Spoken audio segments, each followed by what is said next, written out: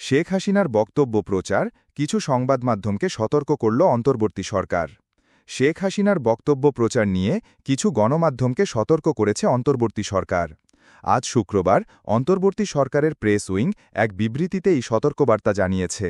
ওই বিবৃতিতে বলা হয়, শেখ হাসিনার বক্তব্য কেউ ভবিষ্যতে প্রকাশ করলে তাৎক্ষণিক আইনি ব্যবস্থা নেওয়া হবে। বিবৃতিতে বলা হয়, গতকাল বৃহস্পতিবার আইন ও আদালতের নির্দেশ উপেক্ষা করে ক্ষমতাচ্যুত স্বৈরশাসকের একটি ভাষণ কিছু গণমাধ্যম প্রচার করেছে। সেখানে শেখ হাসিনা মিথ্যা ও উস্কানিমূলক বক্তব্য দিয়েছেন। বিবৃতিতে আরও বলা হয়, আন্তর্জাতিক অপরাধ ট্রাইব্যুনাল শেখ হাসিনাকে দোষী সাব্যস্ত করেছে এবং বর্তমানে তিনি মানবতাবিরোধী অপরাধের অভিযোগে বিচারাধীন। আইন অনুসারে আওয়ামী লীগের কার্যক্রম নিষিদ্ধ করা হয়েছে। সন্ত্রাসবিরোধী আইন ২০০৯ অনুসারে যে কোনো ব্যক্তি বা সংগঠন যারা তাদের নেতাদের কার্যকলাপ বা বক্তৃতা প্রচার, প্রকাশ বা সম্প্রচার করে তাদের বিরুদ্ধে আইনি ব্যবস্থা নেওয়ার বিধান রয়েছে।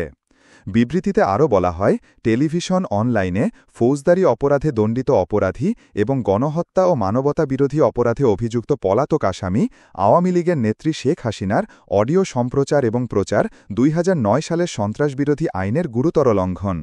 গত বছরের ডিসেম্বরে আন্তর্জাতিক অপরাধ ট্রাইব্যুনাল স্বৈরশাসকের ঘৃণা ছড়ায় এমন বক্তব্য সম্প্রচার নিষিদ্ধ করেছে।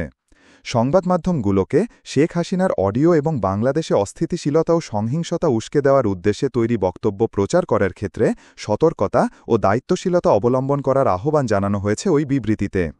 বিবৃতিতে আরও বলা হয়, শেখ হাসিনা মন্তব্য, বক্তৃতা এবং তার যে কোনো উস্কানিমূলক বক্তব্য প্রচার, পুনঃপ্রচার বাংলাদেশের গণতান্ত্রিক উত্তরণের পথে স্থিতিশীলতাকে ক্ষতিগ্রস্ত করার ঝুঁকি তৈরি করে। এটি কেবল জনসাধারণকে বিভ্রান্ত করার জন্য কাজ করে। ক্ষেত্রে বিধিনিষেধ অমান্যকারী যে কোনো সংবাদ মাধ্যম বাংলাদেশের আইনের অধীনে আইনি জবাবদিহির আওতায় পড়বে।